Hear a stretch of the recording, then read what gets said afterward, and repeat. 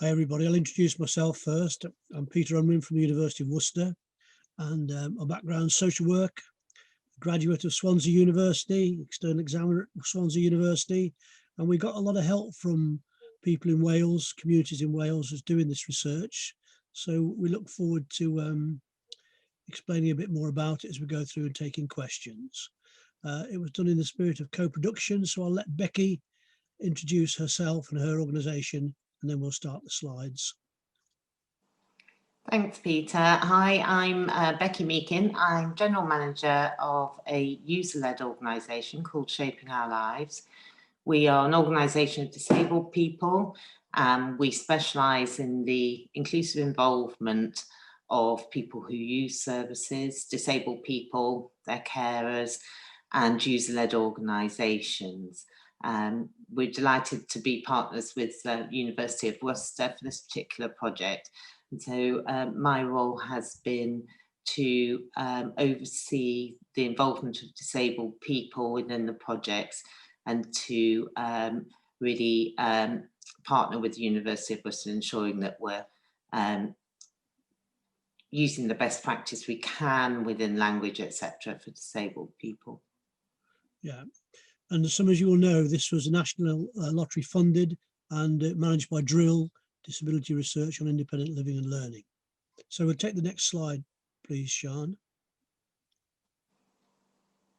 So we're going to start with a 10-minute extract from a film we've made. We've actually had 4 films made as part of this research. One by Lisa Smith from Rural Media. Lisa Smith herself of Welsh Gypsy background.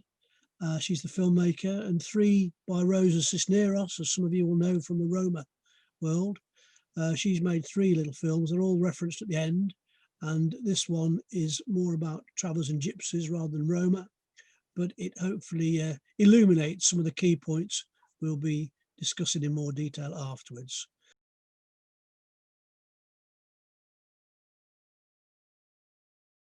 That was a clip from the film made by Rural Media. And you can see Wales well featured there. Raises some very interesting points there about the intersectional discrimination Jason talked about. I think Nikki talking about not being taken seriously, seen almost as a con person.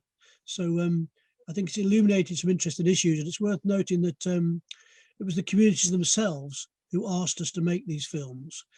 Becky and I, despite having a steering group made up of community members and disabled people, we didn't think that communities would want to be filmed about this taboo area, but they very much saw it as a good way to get the word out there. So we're very grateful to them, and of course all the organisations such as the Traveller Movement and friends, families and travellers who actually did help us make this become a reality. So the project call was about missing voices, and we identified that the voice of disabled people within Gypsy Roma traveller communities was missing, despite there being a lot known about poor health and oppression, housing policies, the current overnight stopping proposals from Priti Patel, and the general amount of mainstream media coverage, which would have you believe that all crime in the UK is caused by members of the Gypsy, Roma and traveller communities. Next slide then, please, Sean. We wanted to find out the views about disability, how it's viewed, was there any special language used, how services are accessed, and any barriers that might exist. And at the same time, in parallel with this, we were working with deaf and disabled people's organisations, often abbreviated to DDPOs, to see whether their organisations were used by members of Gypsy, Roma and traveller communities, and if not, why not? Next slide. So across the UK, we have many DDPOs whose aim is to influence government policy and improve services for disabled people. And most of these organisations, who have all struggled under austerity, and some tend to either be operating on a shoestring or have actually closed because they just can't pay the rent. They all state, or nearly all state, you know, we're inclusive, our doors are open to all. Next slide. So we wanted to find out if there might be benefits from both points of view about joining disabled people's voices together to improve the ways in which all disabled people might be treated and involved, a stronger voice. Next slide. Now this beautifully coloured slide here, sort of deep orange, gold and green, I have no idea how it appeared, but it appeared and looked so good, I thought, well, I'm going to keep that.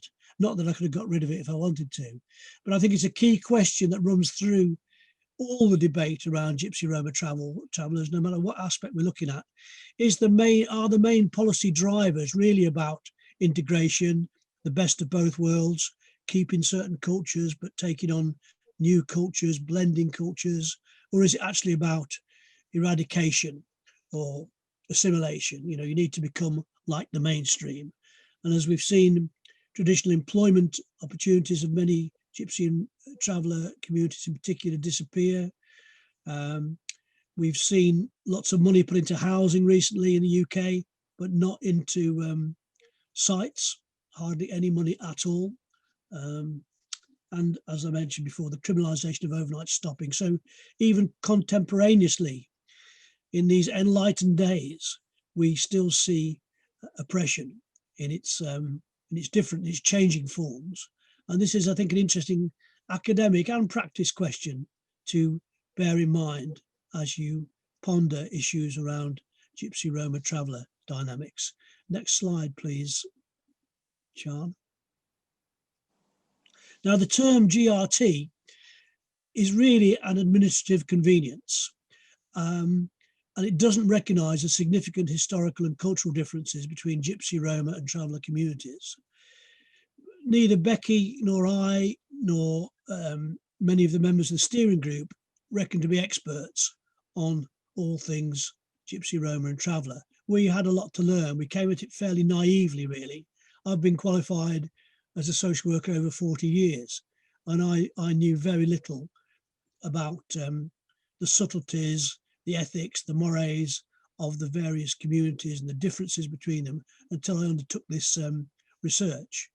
And much as we're trying to change that in social work now, and indeed Wales has launched the first Gypsy Roma Traveller Social Workers Group, Alison Humes and crew in Wales have led that bit of social history, which hasn't necessarily come from this project, but as we've raised interest at various meetings and by this research, we have started to say, look, we as a profession, and I'm sure other professions, housing and health, we don't know enough about the various different communities to be effective or even to be ethical. And the terms we've used throughout the report, which we took from the lead of communities themselves: English Gypsy, Roma, Irish Traveller, Welsh Gypsy and Scottish Gypsy Traveller. There's a few differences within that, but these were the general ones that were used. Next slide, please, Sean. We used mixed methods. We had the steering group that I've mentioned, made up of different interest groups. We met key organisations. Some organisations didn't think this research was far enough up their agenda. As I say, there's been report after report after report after report, and nothing's changed. So why should Gypsy Roma traveller organisations and communities think there's anything for them in taking part in research? You know, it's very much just another report gathering dust on the shelves. So we understand why some organisations didn't want to get involved. But as I said before, the ones who did get involved were really facilitating and helpful. We held 11 focus groups across the UK. We did a few surveys on social media, largely distributed by Gypsy Roma traveller organisations. The filming idea, as I mentioned, came from the communities, and in some ways you could say that was an element of action research, in that we listened to what people said and changed our approach, sort of trying to prove that we do listen to what you say, rather than we just have our kind of set ideas and we'll take more knowledge from your community and have a lovely academic career or whatever, and your situation will stay the same or perhaps even worsen. And we attended several Gypsy Roma traveller events, again Wales being fairly prominent here, with Isaac Blake's crew his arts crew. We went to a children's festival, and we went to a very interesting seminar down in Cardiff as well. So next slide, please. It was difficult to get this research going. There's partly the thing about we're over-researched. Here's another, esoteric research thing that's going to take up our time, and where will it lead for us?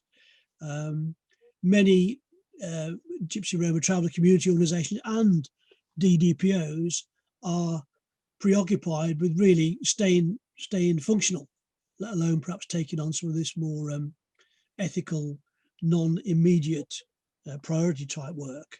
But we did get going, particularly through the help of community connectors, which is the name we've given to the key trusted individuals who work with Gypsy Roma traveller organisations and with councils sometimes from the communities, sometimes not. And through the trust they'd already engendered with communities, they helped us access about 106 people altogether, 10 of whom were men. And no surprise to those of you who know a bit about Gypsy Roma traveller communities, it tends to be the women who take the lead around issues of health, education, and social care.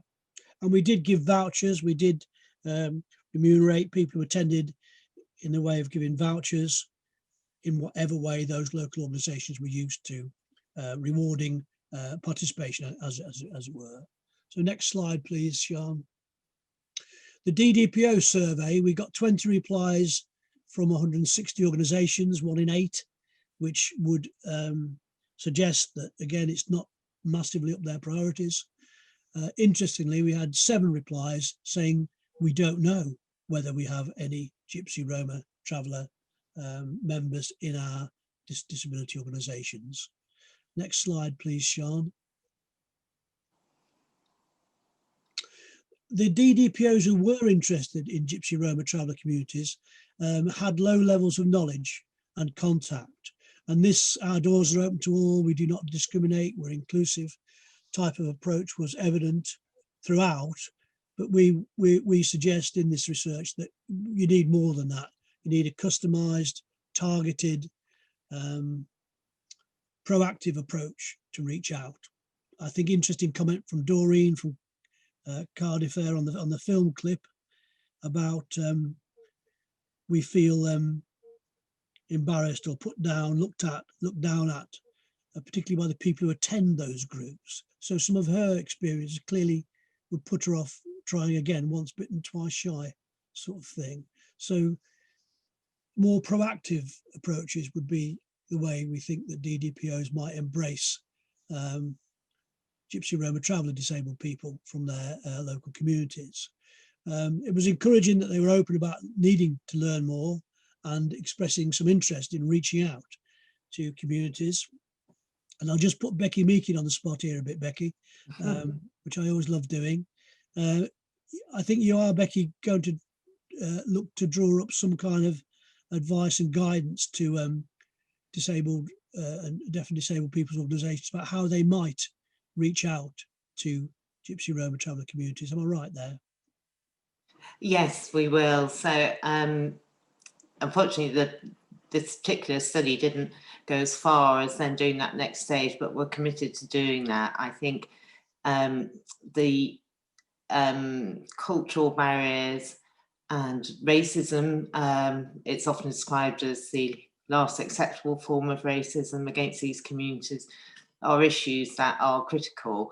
I think a lot of the barriers that people in GRT communities experience there are a lot of similarities to barriers that disabled people and people from other diverse communities experience. Yep. But I think what's underestimated is the additional cultural and race exclusion that they experience that really needs to be. And the legacies of that, the history of that, particularly in Gypsy and traveller groups, more than Roma in the UK anyway, I think.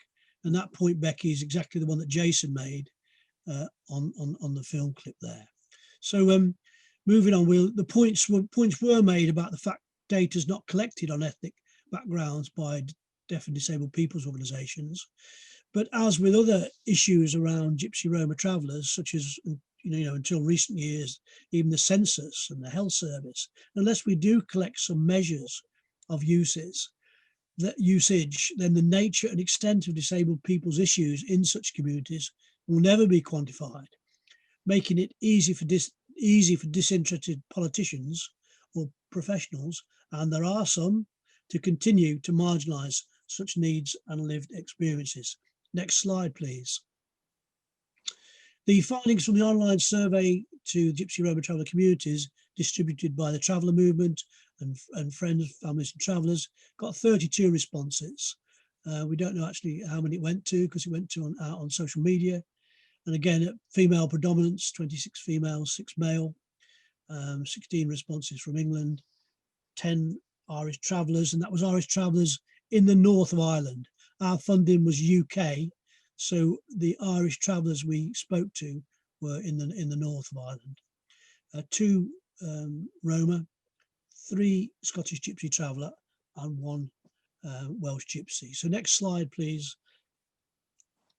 8 respondents reported from the community they tried to get help, a bit like Doreen did. Most went to friends and family for help. And there's an interesting issue here. We'll talk about the cultural beliefs about, they care for their own sort of thing. Complex and bureaucratic systems plus long waiting times were seen as deterrents, and themes of mistrust and not being taken seriously, as Nikki mentioned there in the last clip on the film, about how she was seen as a con person rather than a genuinely disabled person. She must be, because she's of Gypsy traveller background. So next slide, please, Sean. The lack of knowledge in the focus groups was a major barrier they talked about. Roma quote here: first barrier would be language, I think, and second would be lack of knowledge of the existence of such services. They don't really know that they exist, talking about their own community there. And a Welsh Gypsy here: we didn't know that we had to get stuff. We could get stuff off the NHS because nobody told us.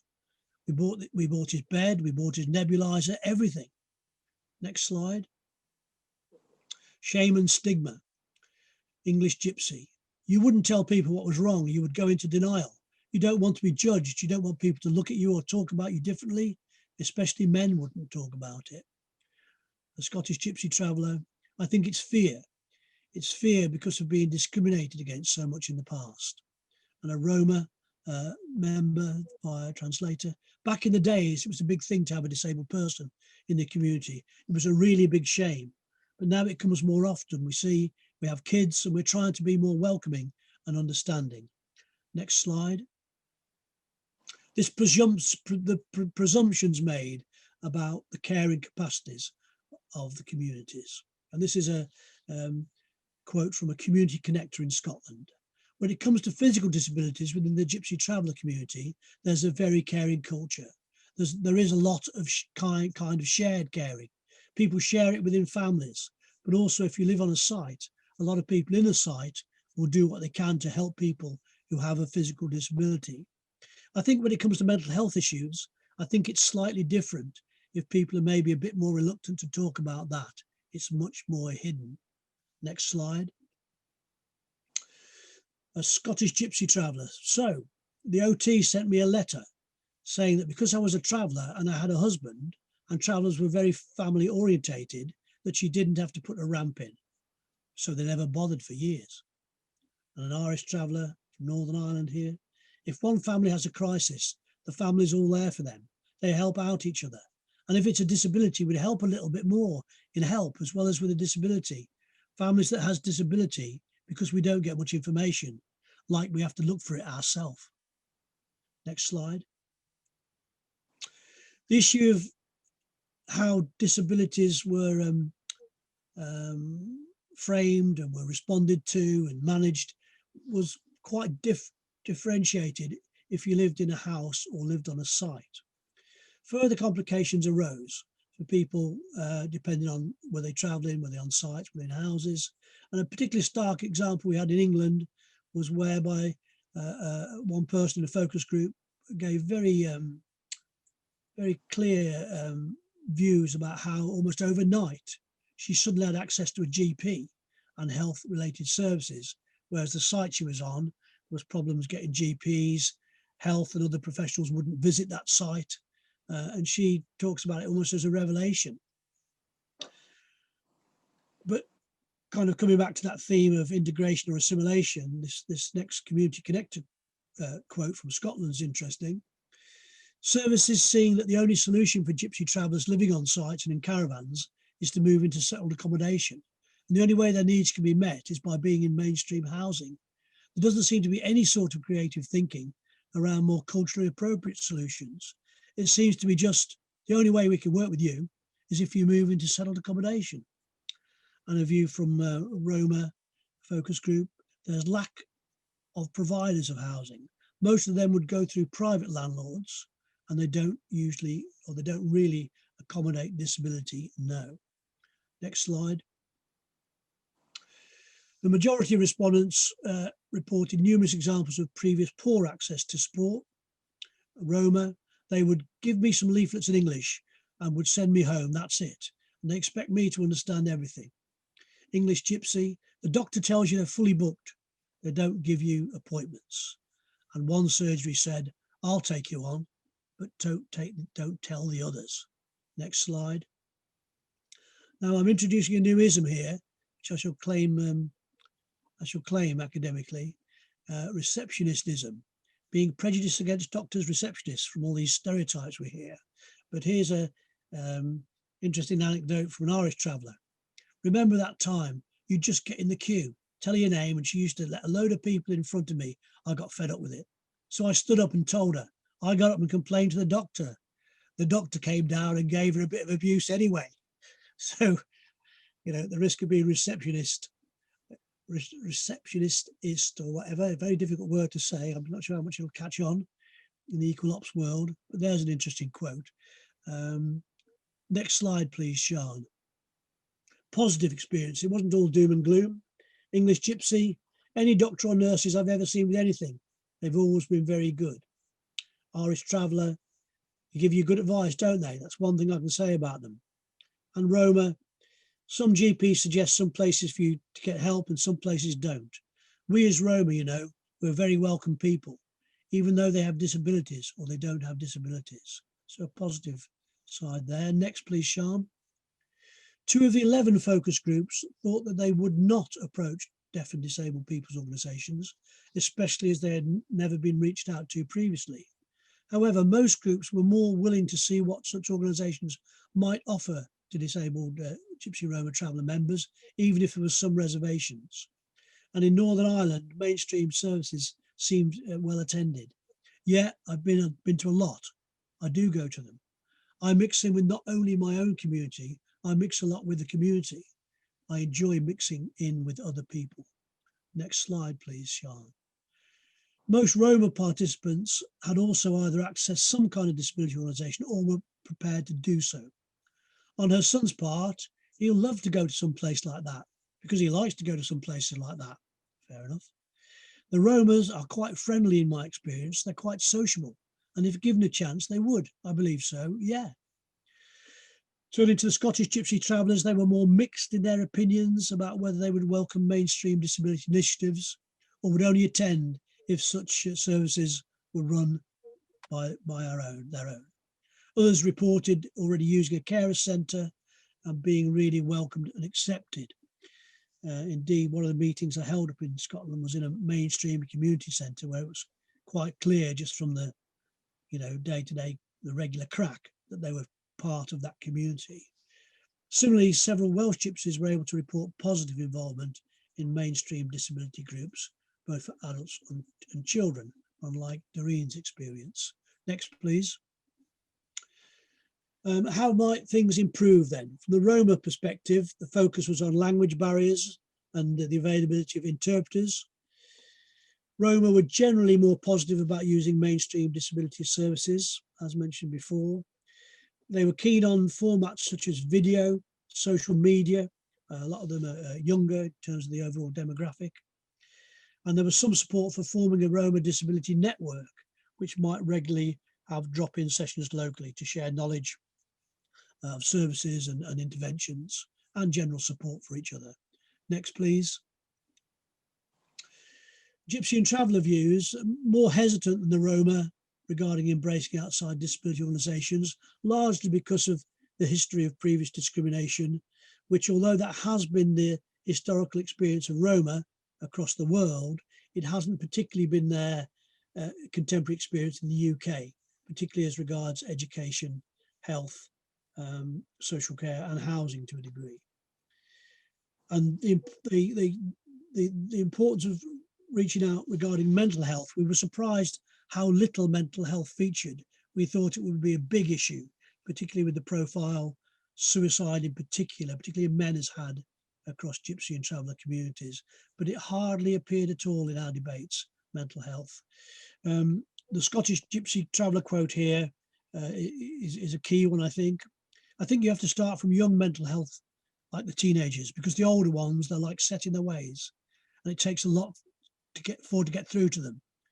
So I think what they'd have to do is start on the younger ones and let them talk about mental health more. Next slide. So overall conclusions and recommendations.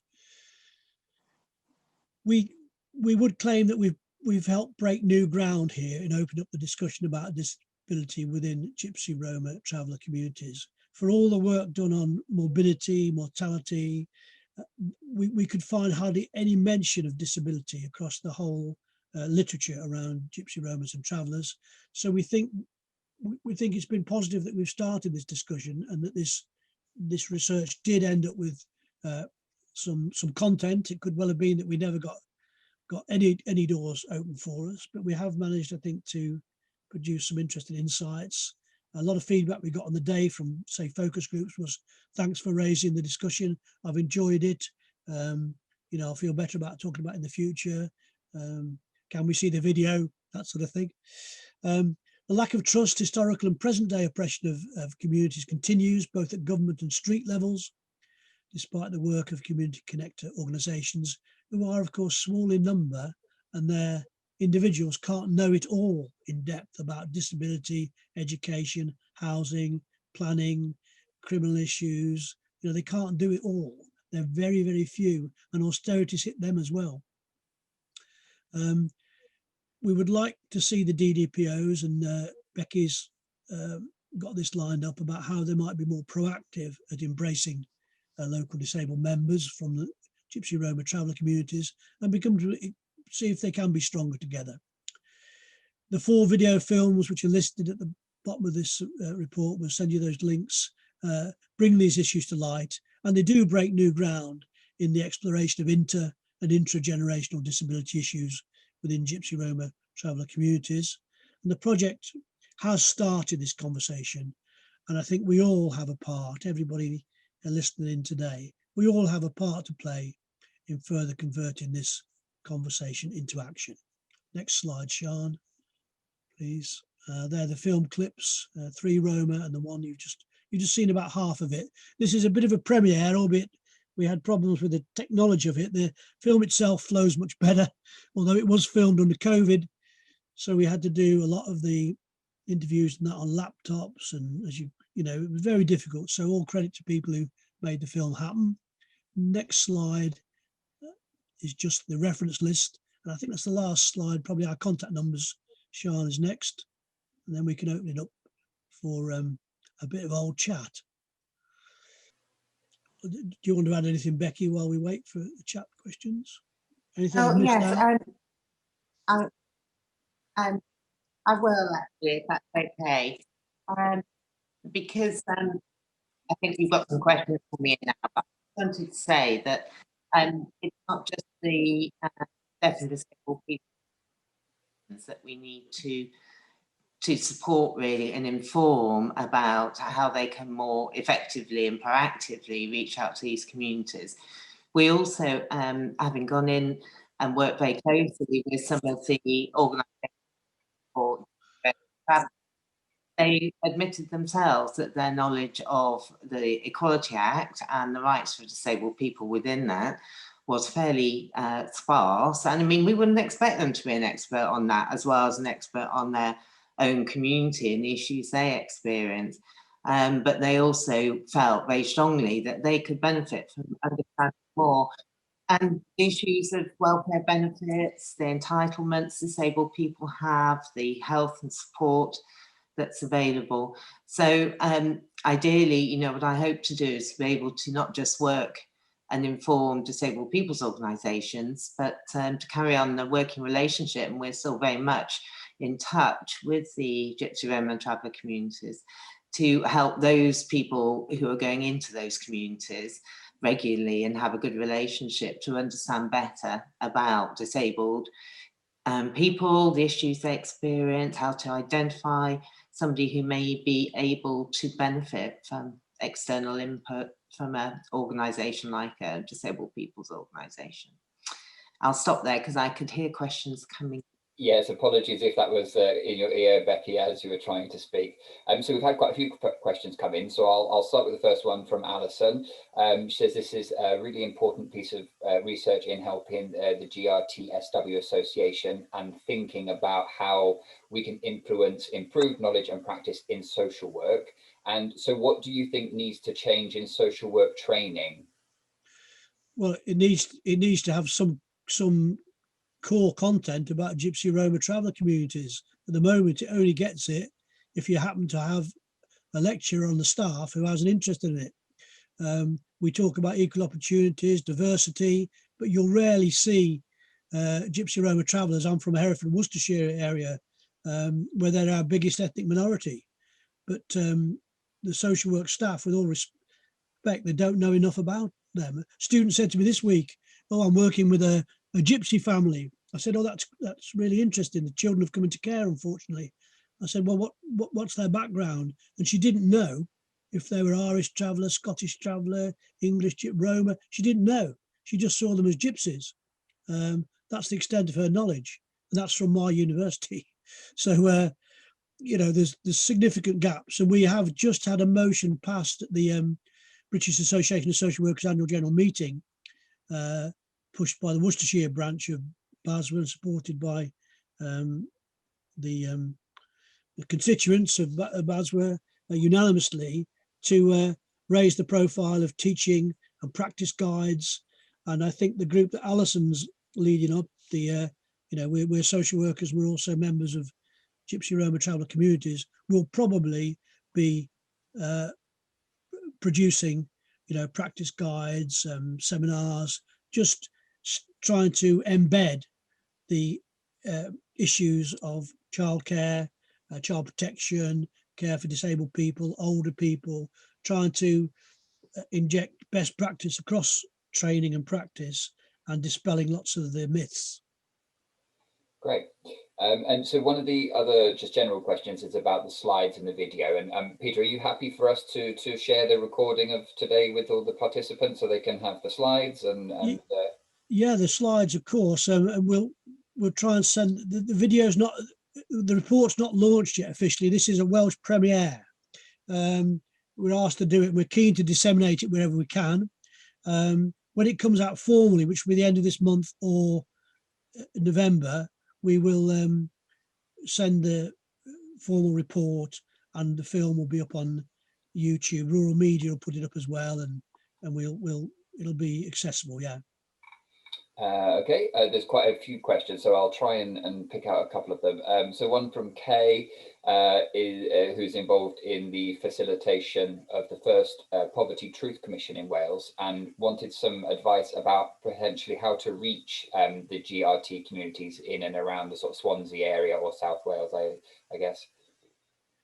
Yeah, well, our main link in the research was with Gypsy Travellers Wales, through an excellent woman who features in the film called Louise Devonish.